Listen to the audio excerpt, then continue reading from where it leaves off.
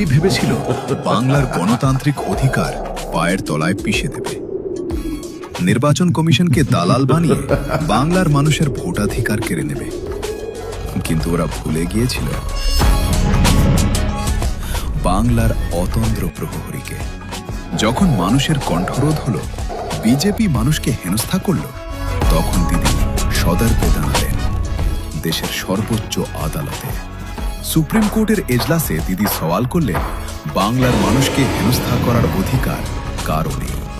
দিল্লির রক্তচক্ষু আর কমিশনের দালালিকে দাপটে ধুলোয় মিশিয়ে দিলেন। ওরা চেয়েছিল মানুষের ভোট চুরি করতে, দিদি রুখলেন।